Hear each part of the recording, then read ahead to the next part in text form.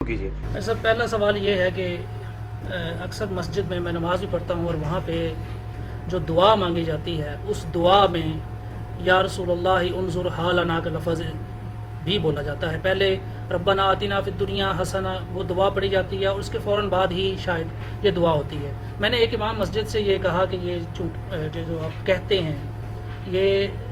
شرک ہے، اس کی وجہ یہ کہ نبی صلی اللہ علیہ وآلہ وسلم کا ارشاد ہے کہ دعا جو ہے وہ عبادت ہے اور عبادت صرف اللہ ہی کی ہو سکتی ہے۔ لیکن ان کا جواب یہ تھا اور مجھ سے انہوں نے تقریباً کوئی آدھا گھنٹہ بحث بھی کی اس حوالے سے۔ وہ کہتے ہیں جی کہ نہیں، ہم نبی صلی اللہ علیہ وآلہ وسلم سے مناجات کرتے ہیں اور اس لیے یہ دعا نہیں ہے، اس لیے یہ شرک بھی نہیں ہے۔ تو اس حوالے سے آپ سے یہ پوچھنا تھا کہ یہ جو مناجات ہے یہ کیا چیز ہے؟ یہ مناجات تو پہلے ان سے آپ یہ سوال کرتے، وہ دعا صرف اللہ ہی سے، ایک مجھے ریسرچ پیپر دے دیجیے آپ۔ یہ جو مناجات کا ان کا کانسیپٹ ہے، وہ مناجات کیا کہتے ہیں، اس سے کیا مراد وہ لے رہے ہوتے ہیں؟ مناجات سر جو میں نے حدیث میں پڑھا ہے اس میں تو دعا ہی ہے۔ دعا ہی ہے نا، وہی تو میں کہہ رہا ہوں جی۔ آپ جو ہے وہ نام کچھ بھی رکھتے ہیں، مسئلہ یہ ہے کہ مناجات جو ہے وہ دعا ہی کو تو مناجات کہا جاتا ہے۔ تو ان کو یہ بات اصل میں سمجھائیں۔ اس حوالے سے میں نے ایک ریسرچ پیپر لکھا ہے، یہ فرحان بھائی ذرا دکھا دیجیے گا ویڈیو میں بھی۔ یہ میرا ریسرچ پیپر ہے دعا صرف اللہ ہی سے۔ الحمدللہ یہ ہزاروں لوگوں کی عقیدہ توحید کے حوالے سے اصلاح کا سبب بنا ہے، اور اسی پہ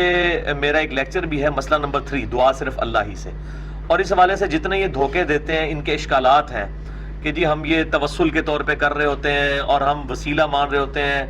اور یہ مستقل بالذات، غیر مستقل بالذات، اور اس قسم کی جتنی وہ تفریقات کرتے ہیں وہ سارے وصف سے میں نے الحمدللہ اس میں سیٹل کیے ہیں۔ مناجات والا جو معاملہ ہے، ان سے کہیں کہ نبی صلی اللہ علیہ وآلہ وسلم نے کلیئر کٹ جب یہ بات ارشاد فرما دی، جس حدیث کی طرف آپ نے اشارہ کیا وہ اس میں نے ڈالی ہوئی ہے۔ جامعہ ترمذی میں کتاب الدعوات چیپٹر میں انٹرنیشنل نمبر کے مطابق 3372 ہے، اور سنن ابی داؤد میں کتاب الصلاح چیپٹر میں انٹرنیشنل نمبر کے مطابق 1479 ہے کہ آپ صلی اللہ علیہ وآلہ وسلم نے فرمایا الدعاء هو العبادہ، دعا ہی تو عبادت ہے۔ اگر دعا عبادت نہیں ہے تو اور پھر کون سی چیز عبادت ہے؟ یعنی اس لیے آپ دیکھیں دعا اتنی امپورٹنٹ عبادت ہے کہ اللہ تعالیٰ نے ایاک نعبد و ایاک نستعین، اے اللہ ہم صرف تیری ہی عبادت کرتے ہیں اور غائب میں مدد کے لیے صرف تجھی کو پکارتے ہیں۔ ایک تو ظاہری اسباب ہیں، وہ تو آپ لے سکتے ہیں، کافر سے بھی لے سکتے ہیں، وَتَعَامَنُوا عَلَى الْبِرِّ وَالتَّقْوَى وَلَا تَعَامَنُوا عَلَى الْإِثْمِ وَالْعُدْوَانِ۔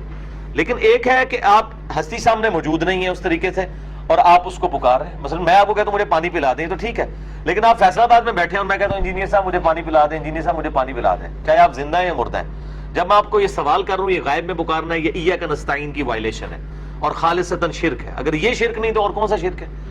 اور اس حوالے سے میرا ایک یوٹیوب کے اوپر کلپ بھی چڑھا ہوا ہے، مفتی اکمل صاحب کے شیطانی دھوکے کا جواب۔ وہ کہتے ہیں آپ امی سے روٹی مانگتے ہیں تو یہ بھی شرک ہو گیا، اللہ سے مانگنی چاہیے، اور بھائی اللہ نے کہا ہے کہ اسباب اختیار کرنے ہیں۔ تو یعنی دو چیزوں کو مکس کر دیتے ہیں۔ تو یہ جو آپ نے حدیث بتائی جو ترمذی اور ابو داؤد کا میں نے حوالہ دیا، اس میں آپ صلی اللہ علیہ وآلہ وسلم نے فرمایا الدعاء هو العبادہ، دعا ہی تو عبادت ہے۔ اور پھر آپ نے اپنی بات کی دلیل میں سورۃ المؤمن کی آیت نمبر 60 تلاوت کی، اعوذ باللہ من الشیطان الرجیم، وقال ربکم ادعونی استجب لکم، اور تمہارے رب نے یہ بات ارشاد فرمائی کہ اے میرے بندو مجھ سے مانگو میں تمہاری دعا کو قبول کروں گا۔ ان الذین یستکبرون عن عبادتی، بے شک جو لوگ میری عبادت میں تکبر کرتے ہیں، یعنی بات ہوا دعا مجھ سے مانگو اور ذکر کیا ہوا جو عبادت سے تکبر کرتے ہیں، یعنی دعا مجھ سے نہیں مانگتے، دعا میں تکبر کرتے ہیں، اکڑ خانی دکھاتے ہیں، مجھ سے نہیں مانگتے، سیدخلون جہنم داخرین، ایسے لوگوں کو میں ذلیل و خوار کر کے دوزخ میں داخل کروں گا۔ دنیا کے بادشاہ، دنیا کے امراء سے مانگا جائے تو وہ ناراض ہوتے ہیں، اللہ کہتا ہے مجھ سے نہیں مانگو گے میں ذلیل و خوار کر کے دوزخ میں داخل کروں گا۔ تو اس آیت کو آپ صلی اللہ علیہ وآلہ وسلم نے سورہ المؤمن کی آیت ہے، اور آپ صلی اللہ علیہ وآلہ وسلم نے اپنی بات کے ثبوت میں یہ آیت پڑھی، اس سے آپ نے کلیئر کٹ بتا دیا کہ دعا عبادت ہے اور پکارنا، اور وہ بھی غائب میں مدد کے لیے پکارنا۔ ایک ویسے پکارنا ہے، اگر کوئی مطلب جو مناجات اگر اس حوالے سے کوئی کر رہا ہے کہ آپ صلی اللہ علیہ وآلہ وسلم سے اپنی محبت کا اظہار کر رہا ہے نعتیہ اشعار کے اندر، جس میں آپ کو پکارنا نہ ہو مدد کے لیے، استغاثہ نہ کر رہا ہو، صرف محبت کا اظہار کر رہا ہو، یعنی وہ کہتا ہے جی لبیک یا رسول اللہ، اس حوالے سے کہ یا رسول اللہ صلی اللہ علیہ وسلم آپ کے مخالفین کے مقابلے پہ میں آپ کا غلام حاضر ہوں، آپ کی طرف سے دفاع کروں گا، اور نبی صلی اللہ علیہ وآلہ وسلم سے اپنی محبت کا اظہار اس حوالے سے کرتا ہے، اور یہ نیت نہیں کرتا کہ وہ لبیک اللہم لبیک کے مقابلے پہ ہے یا آپ کو ادھر مدد کے لیے پکار رہا ہے، صرف اپنی ایک محبت اور اظہار عقیدت ہے، تو ٹھیک ہے۔ ہم نماز میں بھی پڑھتے ہیں السلام علیکہ ایھا النبی، اے نبی آپ پر سلام ہو، رحمتیں ہوں، برکتیں ہوں۔ بخاری مسلم کی حدیث ہے، جب یہ تم پڑھو گے اللہ تعالیٰ زمین و آسمان میں ہر نیک بندے تک السلام علینا وعلی عباد اللہ الصالحین کے تحت پہنچا دے گا۔ اس پہ میرا ایک کلپ ہے، وہ بھی لاکھوں لوگ دیکھ چکے ہیں۔ یا رسول اللہ سے متعلق صحیح عقیدہ کیا ہے؟ تو یہ یا رسول اللہ انظر حالنا، نعوذ باللہ من ذالک، یہ بالکل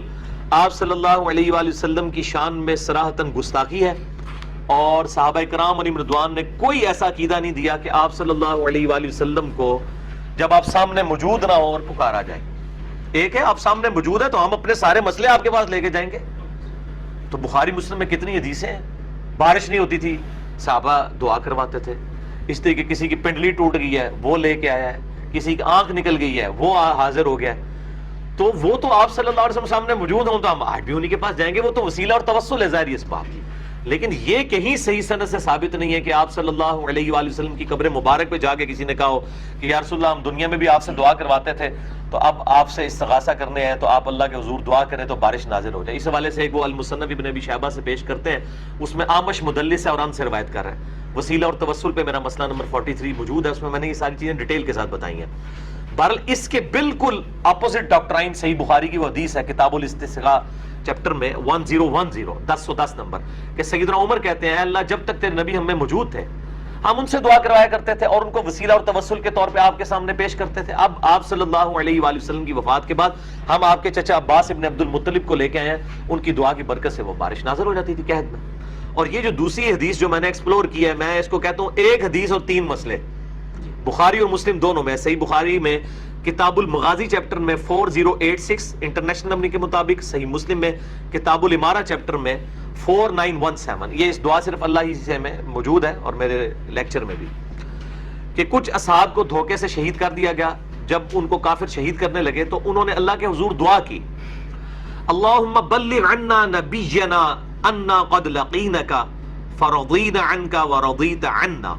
اے نبی صلی اللہ علیہ وآلہ وسلم، اے اللہ ہمارے نبی صلی اللہ علیہ وآلہ وسلم کو ہمارے حال کی خبر کر دے کہ ہم تجھ سے ملنے والے ہیں اس حال میں کہ ہم تجھ سے راضی ہیں، یعنی تیرے اس دین کے اوپر راضی ہیں، یعنی ہم نے اپنے نبی کا دین نہیں چھوڑا، ہمارے نبی کو یہ خبر کر دیں۔ اور آپ صلی اللہ علیہ وآلہ وسلم مدینہ شریف میں بیٹھے ہیں اور آپ اپنے اصحاب کو بتا رہے ہیں کہ تمہارے جو اصحاب ہیں تمہارے ساتھیوں نے مرتے وقت یہ دعا کی ہے۔ انہوں نے یہ نہیں کہا یا رسول اللہ دیکھ لیں ہم نے آپ کا دین نہیں چھوڑا، ٹھیک ہے، آپ کو پکارا نہیں ہے۔ اس سے تین مسئلے حل ہوتے ہیں، تو استعانت کا مسئلہ، نہیں آپ کو پکارا نہیں مدد کے لیے، اللہ سے دعا کی۔ نمبر دو علم الغیب والا، ان کا یہ عقیدہ نہیں تھا، ان کا یہ عقیدہ تھا کہ علم الغیب اللہ کے بتانے پر آتا ہے۔ اور تیسرا حاضر و ناظر والا، ورنہ تو کہتے ہیں اللہ کے رسول آپ یہیں پہ موجود ہیں، یا رسول اللہ آپ دیکھ رہے ہیں ہماری کیا حالت ہے۔ تو یہ تو ہے صحابہ کا عقیدہ اس وقت جب کہ نبی علیہ السلام دنیا میں موجود تھے، اور اس طریقے سے کوئی برزخی پردہ بھی نہیں تھا۔ اور آج تو آپ صلی اللہ علیہ وآلہ وسلم کی ہمارے ساتھ ڈائریکٹ کمیونیکیشن نہیں ہے، درود شریف کے علاوہ جو وہ بھی اللہ تعالیٰ پہنچاتا ہے فرشتوں کے جس، تو ہم اب آپ سے اس طریقے سے ریکویسٹ نہیں کر سکتے۔ تو اس امام مسجد کو بجائے یہ کہنے کے کہ یہ شرک ہے، کیونکہ شرک کے نام سے چڑھتے ہیں، ان کو بتائیں کہ یہ نبی علیہ السلام کی گستاخی ہے یا رسول اللہ انظر حالنا کہنا۔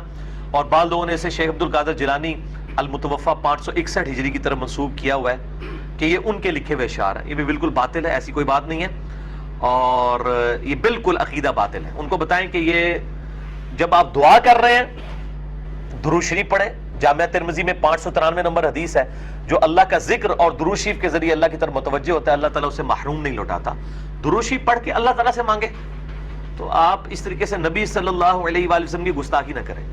اور جب ہم اس طرح کی باتیں کرتے ہیں، یہ لوگ کہتے ہیں جی وہ دیکھیں جی وہ اس سے تو گستاخی کی بو آ رہی ہے، تو ان کو پھر آپ پھکی دیا کریں علمی، جو سنن ابن ماجہ میں حدیث موجود ہے، سنن ابی داؤد کے اندر موجود ہے، اور اس کی پوری سند، کیونکہ ان دو کتابوں میں تو شریک القاضی مدلس سے ان سے روایت کر رہے ہیں، سما کی تصریح اس کی سنن الکبری البیہقی کے اندر موجود ہے کہ ایک صحابی نے آ کے حضور صلی اللہ علیہ وآلہ وسلم کو سجدہ کیا، آپ فرمایا سر اٹھاؤ۔ ان کا یا رسول اللہ میں کوفے گیا تھا، وہاں ہم نے دیکھا لوگ اپنے سردار کو سجدہ کرتے ہیں، تو میں نے سمجھا کہ آپ تو اللہ کے رسول ہیں، آپ کو کیوں نہ سجدہ کریں؟ آپ نے فرمایا اگر میں سجدہ جائز سمجھتا تو بیویوں سے کہتا کہ وہ اپنے خامدوں کو سجدہ کریں اس حق کے سبب جو اللہ تعالیٰ نے ان پر رکھا ہے، یعنی سجدہ تعظیمی جو اگلی امتوں میں حلال تھا اس امت میں وہ بھی حرام ہو گیا۔ اور اسی کے ایک طریق میں یہ الفاظ بھی ہیں ابو داؤد میں کہ مجھے بتاؤ جب میں